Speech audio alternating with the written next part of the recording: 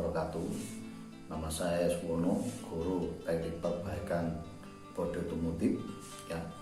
Jadi pada pertemuan ini saya akan membahas panel ya.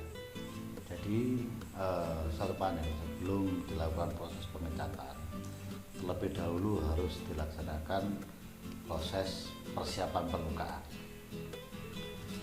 Nah, tujuan dari persiapan permukaan itu adalah yang pertama adalah untuk melindungi metal dasar ya, untuk melindungi metal dasar.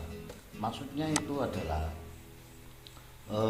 untuk pencegahan ya timbulnya karat atau blister ya, seperti yang ditunjukkan ini. Jadi timbul bintik-bintik ya, jadi harus dilakukan persiapan permukaan dulu.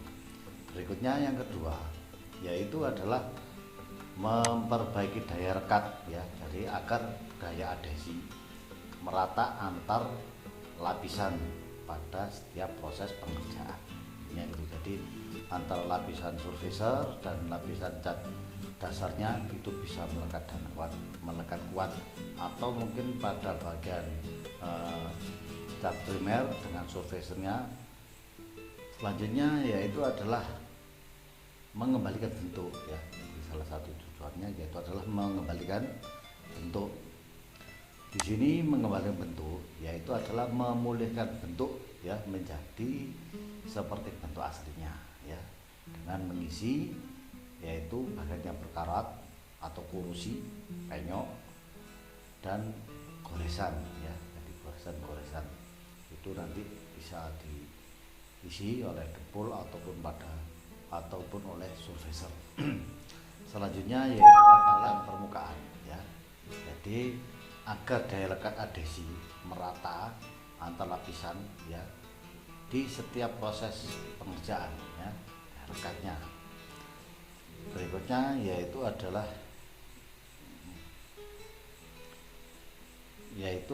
merapatkan permukaan, Di sini merapatkan permukaan itu dimaksudkan untuk mencegah ya terjadi penyerapan thinner ya atau material cat, sehingga cat yang dihasilkan itu menjadi lebih glossy atau mengkilap. Kalau terjadi penyerapan maka akan timbul pengecatan yang kusam, jadi kurang bagus. Selanjutnya yaitu adalah dalam metode persiapan permukaan itu ada dua ya. Salah satunya yaitu persiapan untuk panel yang rusak ya, persiapan permukaan apabila panel mengalami kerusakan, dan yang satunya adalah perbaikan di mana kerusakan sudah parah jadi kamu mungkin diperbaiki sehingga perlu diganti dengan panel yang baru. Untuk panel yang rusak, jadi langkah awalnya yaitu misalkan penyoknya dalam ya, maka harus dilakukan proses repair dulu ya, dengan proses repair. Apa itu proses repair? Jadi proses repair yaitu adalah apabila pada panel tersebut itu ditemukan suatu penyok ya, atau mungkin menonjol ya, seperti yang ditunjukkan ini ya. Nah, menonjol seperti ini ya, ini maka harus dilakukan proses palu ya, palu apabila panel tersebut bisa dijangkau oleh tangan ya. Lalu kalau misalkan yang penyok maka harus ditarik dulu ya. Selanjutnya memperbaiki tonjolan ya. Jadi memperbaiki tonjolan itu bisa dilakukan dengan menggunakan palu pick hammer ya, dan memukulkan pada bagian yang menonjol. Terus kemudian pada metode perbaikan warna repair itu ada 3 metode ya. Jadi yang pertama bisa menggunakan metode hammer and dolly, terus yang kedua bisa menggunakan washer ladder, dan yang terakhir adalah shrinking. Hammer and dolly itu bisa digunakan apabila panel tersebut bisa dijangkau oleh tangan ya. Contohnya seperti front fender ya, atau depan pada kendaraan. Terus kemudian adalah quarter belakang yang ada fender belakang, Terus kemudian berikutnya adalah lower back panel, yaitu adalah lantai pada bagian bawah ya, itu bisa dilakukan palu dan duli. Karena apa? Karena masih bisa dijangkau oleh tangan. Selanjutnya yaitu adalah center of roof panel, jadi pada bagian roof bagian tengah ya, itu bisa dijangkau oleh tangan, maka bisa dilakukan proses palu duli. Terus kemudian hood ya, jadi kap ya, kap. Terus kemudian kompartemen pada bagian belakang dari kap tersebut ya, itu bisa dikerjakan atau quarter panel ya, karena quarter panel itu sifatnya sudah jelas full ya, jelas penuh ya, sehingga tidak mungkin dilakukan proses palu duli, jadi harus dilakukan dengan washer holder. Terus kemudian pintu depan dan pintu belakang ya, ini pintu belakang dan pintu depan itu bisa dilakukan proses washer welder. Terus kemudian quarter panel, maka selanjutnya dilakukan mengupas lapisan cat dan fading. Jadi mengupas lapisan cat dan fading. Nah, jadi dalam mengupas cat itu menggunakan sander single action ya, sander single action seperti ini ya, dengan amplas grade nomor 80 ya. Adapun 60 bisa, cuma 60 itu digunakan untuk menghilangkan kerak daripada karat, yaitu menggunakan grade 60. Jadi kalau sekedar cat bisa saya menggunakan grade 80. Dalam mengupas cat jadi tergantung dari sudut ya, sudut dari sendernya. Jadi kalau misalkan kerusakannya landai, maka sudutnya juga mengikuti dari kemiringan panel tersebut ya. Jadi kalau misalkan panelnya itu bentuknya tajam ya, jadi kerusakannya tajam, maka sender juga mengikuti dari lekuk dari permukaan panel tersebut. Nah, ini berikut contoh gambar menggunakan, berikutnya yaitu adalah contoh ini proses pengamplasan. Nah, jadi proses pengamplasan dilakukan yaitu pada awalnya yaitu adalah dilakukan setting mesin dulu. Jadi alatnya tidak dulu putarannya ya, dulu. Setelah putarnya kemudian menempelkan dari amplas tersebut pada permukaan panel, baru diputar ya, baru dikerjakan. Agar apa? Kalau misalkan putaran terus kemudian dalam keadaan berputar kemudian disentuhkan langsung pada permukaan panel, maka panel akan mengalami luka yang dalam, jadi membutuhkan pekerjaan lagi. Terus kemudian dalam mengupas cat, misalkan bentuknya itu memanjang seperti itu ya, kepada videonya itu, maka kita tidak perlu terlalu lebar, jadi cukup kira-kira 1 cm aja ya, sepanjang dari kerusakan tersebut. Oke, lapisan cat yang dilakukan perbaikan setelah aplikasi cat yang akan dilakukan perbaikan setelah aplikasi cat akhir top coat tidak timbul masalah ya. Jadi ibaratnya masalah atau istilahnya itu timbul garis batas ya antara cat lama dengan cat yang baru.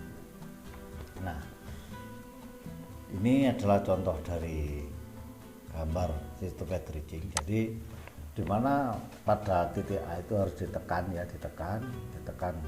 searah dengan alurnya ini ya, jalan ini. Terus kemudian arahnya dari ini ya, sendernya itu tidak boleh jauh meninggalkan dari luka penyoknya ini ya. Jadi agar apa? Agar timbul suatu pelandian, di mana pelandian ini kira-kira yaitu adalah 30 mili ya. Di sini 30 mili sehingga akan terlihat bentuk yang berlapis-lapis ya. Jadi kelihatan ini bir metalnya, terus kemudian lapisan primer, surfacer dan seterusnya. Tuh. Ini adalah contoh daripada proses fading yang benar ya, seperti gambar tersebut. Selanjutnya, nah pada bagian ini ya, jadi ini adalah contoh dari fading yang kurang benar ya. Karena apa? Karena posisi sendernya itu kecenderungan menjauhi dari penyoknya. Jadi maka dia hanya untuk memotong cat saja, memotong cat ya.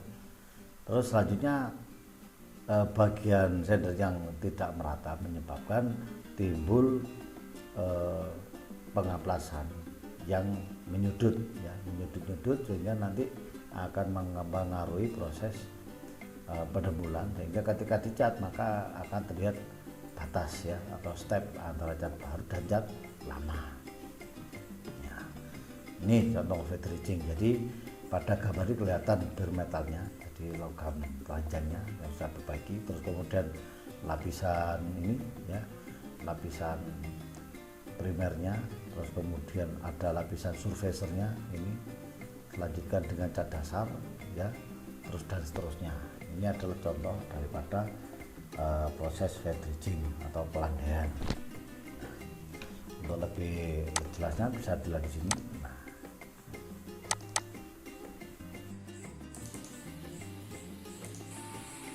Ini adalah fading di mana tangan kanan yaitu digunakan untuk menekan ya, jadi menekan sendernya, orbitalnya, sedangkan yang tangan kiri digunakan untuk mengendalikan ya, mengendalikan sekaligus juga digunakan untuk menyetel putaran dari sender tersebut ya, itu.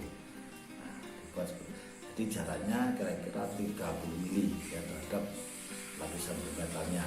Setelah dilakukan proses fading, dilanjutkan dengan membersihkannya dengan udara bertekanan. Baik, ini hasil pelandaiannya. Jadi harus ada jarak dari plat ke sini berlapis-lapis ya, kira-kira ya 30 mili atau 3 cm ya ini. Oke.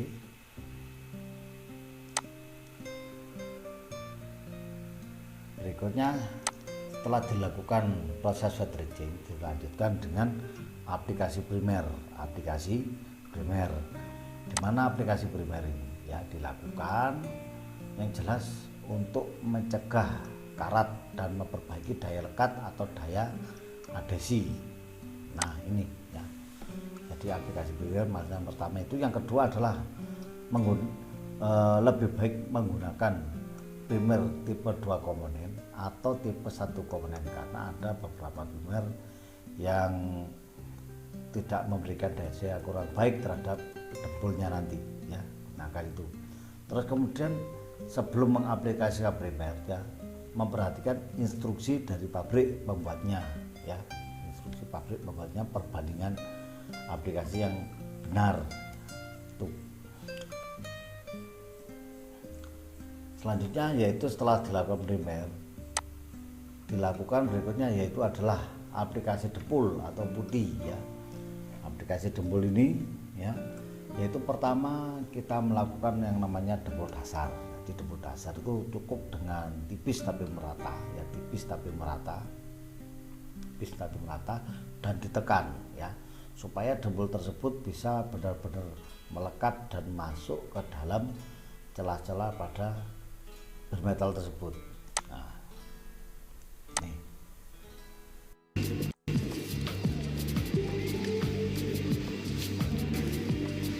Supaya dia benar-benar masuk ke dalam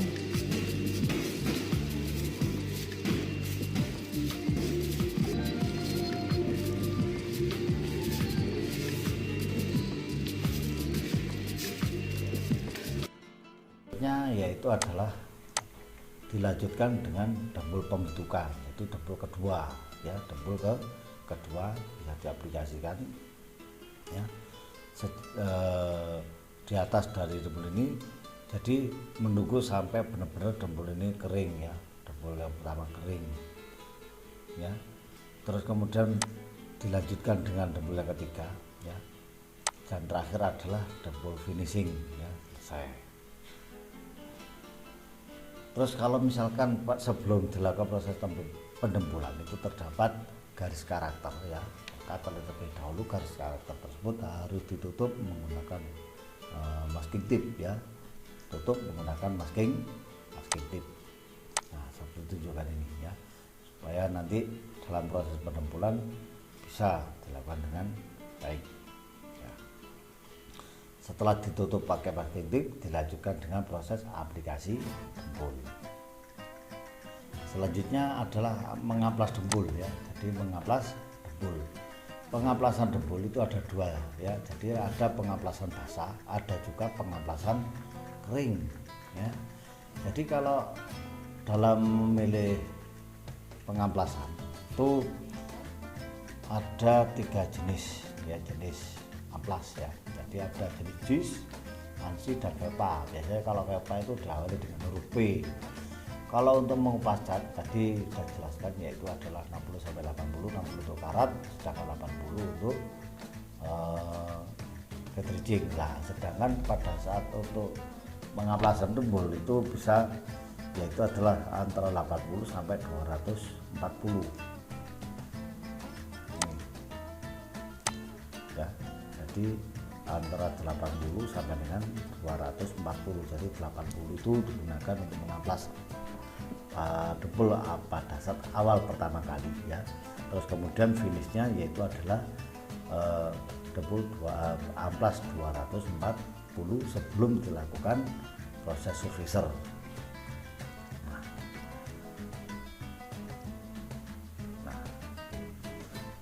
Jadi pada pengamplasan dempul itu menggunakan sander ya, menggunakan sander orbital sander ya, menggunakan orbital sander grade 80. Contohnya seperti ini.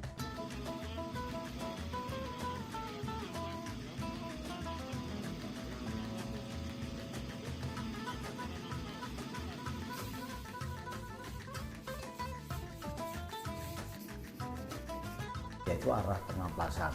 Jadi arah pengamplasan horizontal itu estimasinya adalah 70 sen ya, sedangkan yang arah diagonal atau menyilang itu adalah berkisar 20%, selebihnya adalah arah vertikal. Itu maka akan diperoleh kerataan yang baik.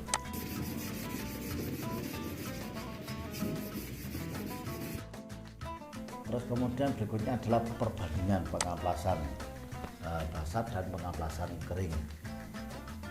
Konsumsi amplas ya, jadi kalau amplas basah itu kecenderungan lebih rendah, jadi lebih ngirit menggunakan amplas dibandingkan dengan amplas kering ya. Kalau amplas kering itu amplasnya lebih cepat aus, jadi lebih boros. Kemudian hasil, kalau dari hasilnya amplas basah hasilnya baik ya, jadi hasilnya cukup baik dibandingkan dengan yang kering. Namun dalam penggunaannya ya, penggunaannya amplas basah itu masih sedang ya, sedangkan pada amplas kering itu baik. Selanjutnya debu. Untuk amplas basah tidak menghasilkan debu, sedangkan amplas kering menghasilkan debu, sehingga dibutuhkan suatu alat untuk menampung debu, terutama pada pengamplasan kering. Terus kemudian fasilitas ya, jadi fasilitas, sedangkan amplas basah itu membutuhkan air, sedangkan kering itu membutuhkan satu alat, yaitu adalah dust collection, yaitu untuk menampung debunya tadi atau debu cat.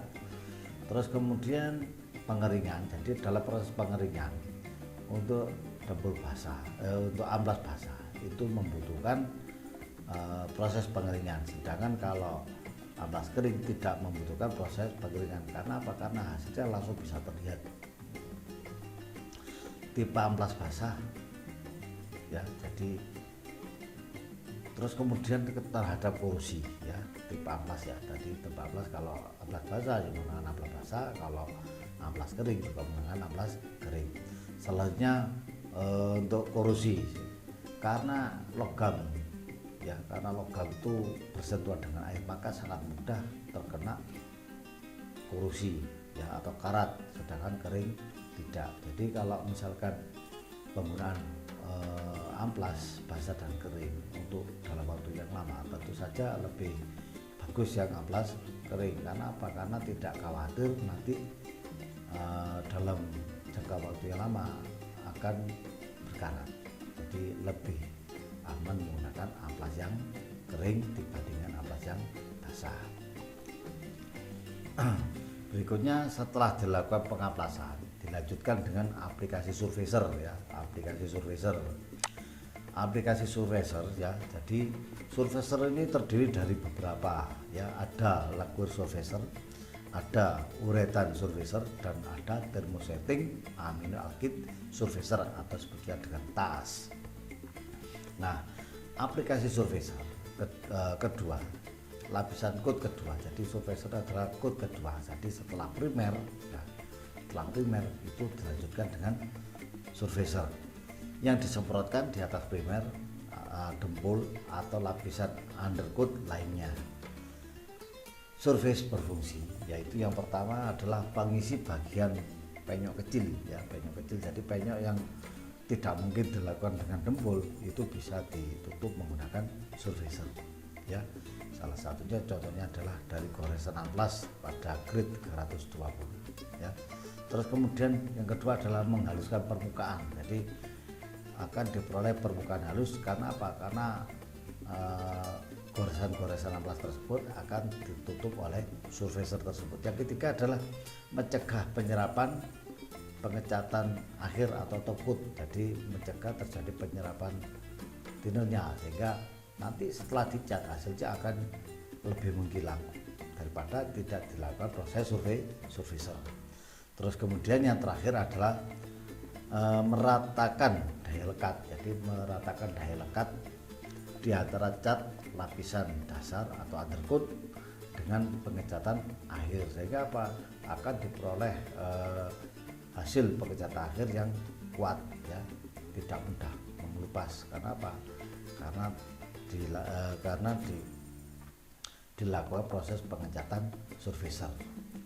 Setelah surfacer, langkah selanjutnya yaitu adalah mengamplas surfacer ya, mengamplas surfacer ya. Itu salah satunya bisa dilakukan dengan dry sander surfacer ya. Jadi pengamplasan kering, yaitu kalau manual ya menggunakan hand block ya, itu menggunakan grade 600 ya, dan digosokkan pada surfacer. Sedangkan kalau menggunakan sander ya, itu menggunakan grade 400 ya, grade 400, yaitu terutama menggunakan sander kerja ganda untuk menggosok surfacer.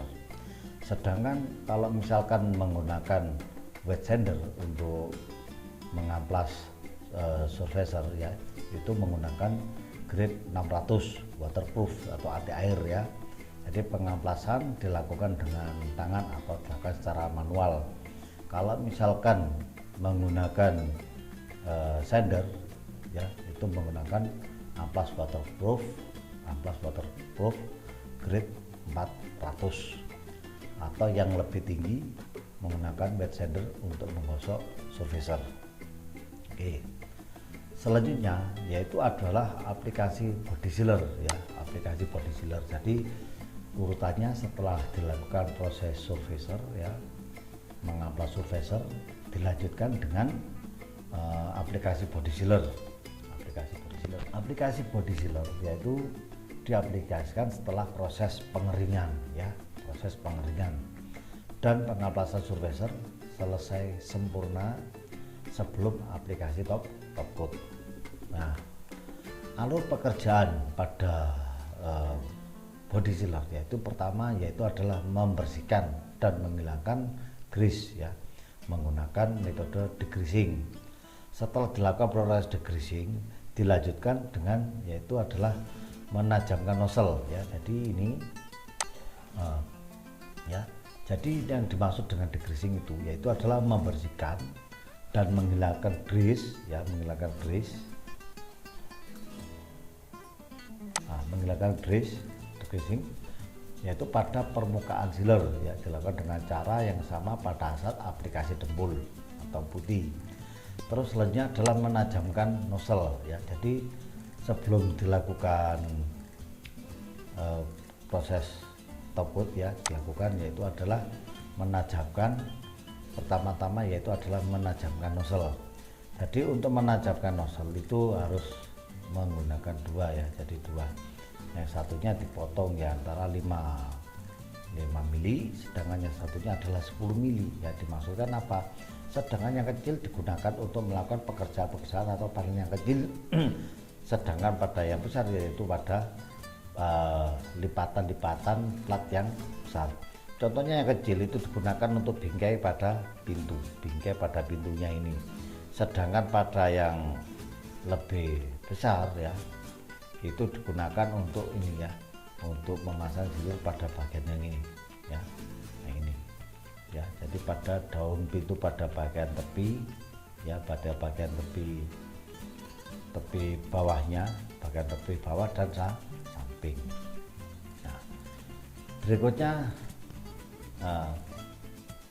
dalam menajamkan cartridge itu ada beberapa ya, jadi bisa dipotong menyudut ya, untuk memperoleh nanti untuk memperoleh bentuk sealer yang tipis ya, tipis.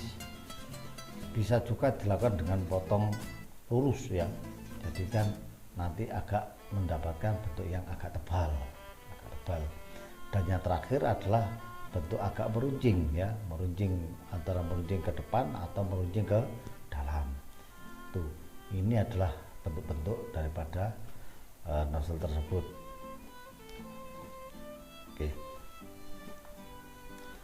Selanjutnya yaitu adalah setelah menajamkan nozzle tadi ya, berikutnya adalah aplikasi body sealer. Yaitu yang pertama yaitu tentukan bagian mana yang Anda akan berdiri ya. Jadi posisinya, jadi yang bagian benar itu yang bergerak adalah tubuhnya. Jadi bukan kakinya yang bekerja bergeser, tapi tubuhnya ya. Karena apa? Karena kaki itu digunakan sebagai tumpuan. Aplikasi kedua yaitu adalah pertama memantapkan jari telunjuk ya, tangan yang memegang sealer gun pada area lipatan panel ya. Jadi dalam mengaplikasikan sealer itu harus tepat ya, harus tepat terutama pada lipatan panel seperti ditunjukkan pada gambar ini ya, ini yang betul ya, jadi menutupi pada lipatan. Nah, ini yang kurang, yang tidak betul. Jadi sealernya itu tidak mengenai pada bagian lipatan, tapi mengenai pada sudutnya. Terus selanjutnya yang ketiga adalah dalam penarikan trigger itu harus konstan ya, stabil ya, tidak boleh terlalu cepat, tidak boleh juga terlalu lambat.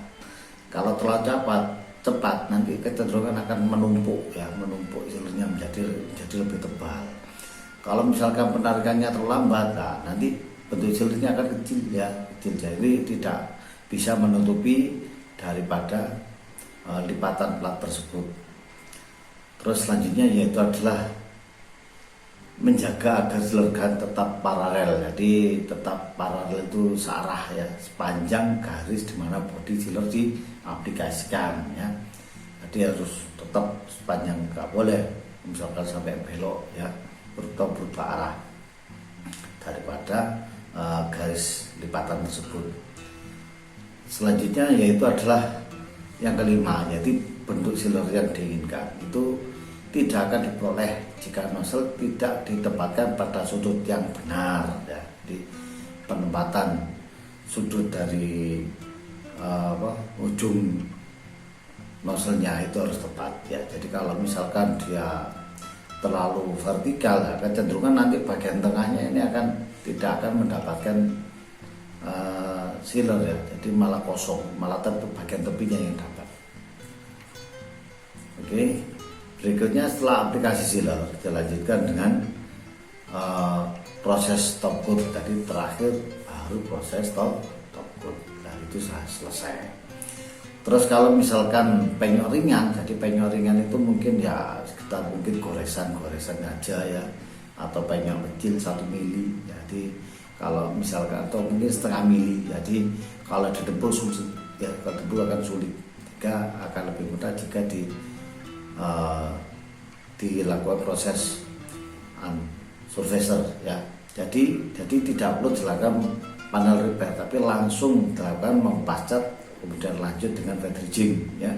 Setelah wet dredging langsung aplikasi surfacer, terus kemudian mengaplas surfacer, aplikasi body sealer, dan proses top coat. Nah, itu untuk yang banyak yang ringan. Nah, kalau misalkan penggantian panel, jadi kalau penggantian panel biasanya panel yang baru Jadi misalkan panel yang lama itu benar rusak parah, jadi nggak mungkin dilakukan perbaikan. Kalaupun dilakukan perbaikan membutuhkan biaya yang mahal, maka asumsinya harus pakai yang baru, mungkin biayanya akan lebih murah ya. Jadi panel yang baru itu biasanya sudah mengalami proses pengecatan primer ya. Jadi itu ya. Maka terlebih dahulu dilakukan yaitu pengamplasan permukaan. Ya. Jadi nanti kan tujuannya kan yaitu adalah aplikasi surfacer. Maka di sini menggunakan amplas yaitu grade ini ya, grade 400 ya, 240, grade 240.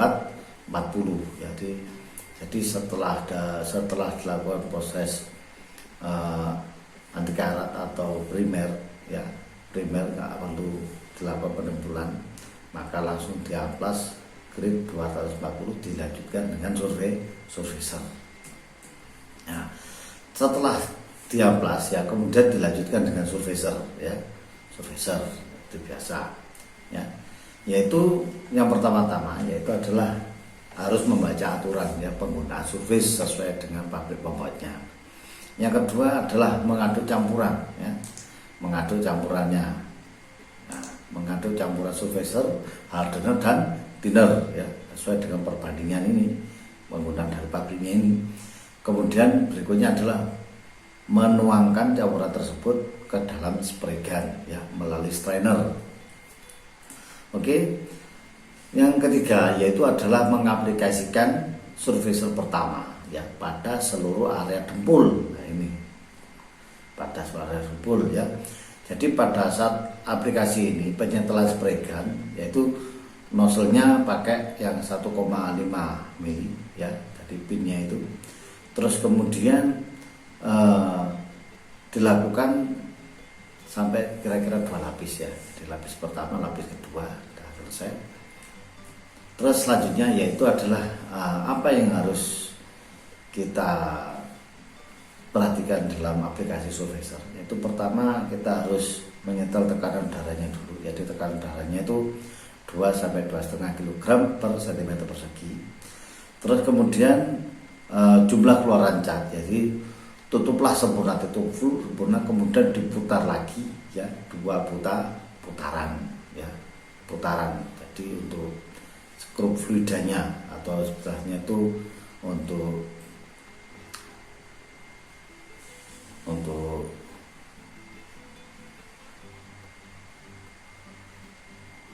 udaranya ya, ditutup full kemudian diputar 2 putaran. Terus selanjutnya jarak spray gun adalah antara 10 sampai dengan 20 cm. Lebar pola terbuka lebar ya, buka pola terbuka lebar itu.